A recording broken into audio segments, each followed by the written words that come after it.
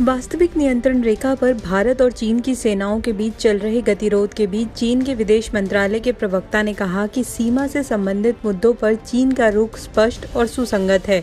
हम दोनों नेताओं के बीच बनी महत्वपूर्ण सहमति और दोनों देशों के बीच हुए समझौते का सख्ती से पालन करते हैं।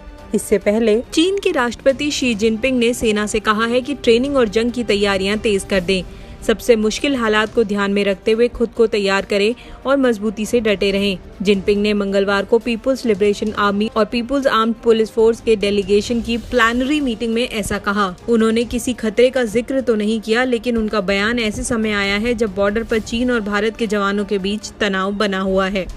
चाइना के साथ LAC पर भारी तनाव के बीच इंडियन आर्मी के कमांडर्स की कॉन्फ्रेंस शुरू हो गई है।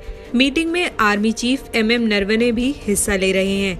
टॉप कमांडरों की इस मीटिंग में लद्दाख में चाइना अतिक्रमण पर भी चर्चा होगी। इसके साथ ही सुरक्षा से जुड़े अन्य मामलों पर भी टॉप कमांडर्स चर्चा करेंगे। आर्मी की ये कॉन्फ्रेंस 2 दिन चलेगी।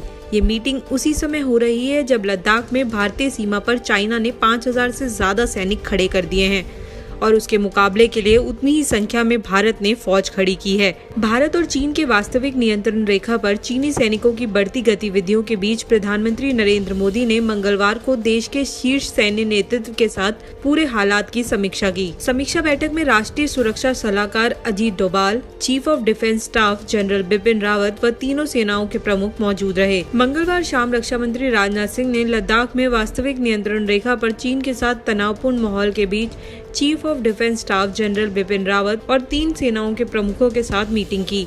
इस मीटिंग में LAC के जमीनी